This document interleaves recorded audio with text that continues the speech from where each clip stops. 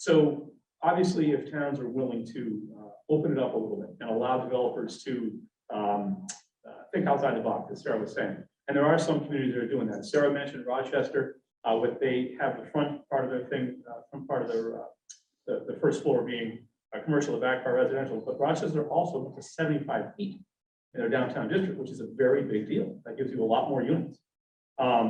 Dover has done some fantastic thing, and I would suggest at some point you talk to John and Maggie Randolph, who are sitting right there, who's doing that project. Everybody knows about it in Dover, and that's just a really fantastic thing. And Dover did a great job. And I'm going to use this word. Chris Barker might use a different word, but I'd say they interpreted their zoning as a way that helped them get that project going, and that's really great. And we'd love to see you do it in Exeter. So some of the other things that is happening right now, businesses are building for their housing. I think if you give John the mic, let him explain. He can explain how he's doing it in Dover. Somersworth, the two largest employers, are right now in discussions to create housing for themselves. There's also rent guarantees where developers could come in and they could build, the people that know what they're doing, build that multifamily housing and rent out X amount of units. Rent out X amount of units to.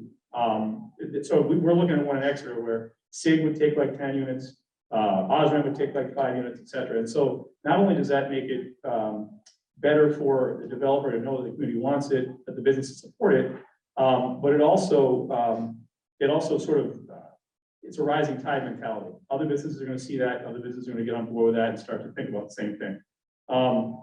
Exeter has a mixed-use neighborhood development, and what that is, if you put 10% of your units, of your residential units, it has to be mixed use. You got to be some commercial in there too. We're not going to be militant about it. Some commercial, but if you do 10% workforce housing, you're going to get height bonuses. You're going to get, instead of having one parking space per bedroom, you're one parking space per unit, where you have 4 bedrooms. Your setbacks are a lot less. It's just, it's really helpful. Obviously, we know about the housing opportunity zones. And the last thing I want to mention is something that our planner came up with, which is we realized doing the housing opportunity zones, there's going to be a certain amount of follow through on the municipality's behalf. They're going to have to go in and they're going to have to say, the more units, they're going to have to say, okay, we got to make sure that the people are income qualified. That's on us to do that.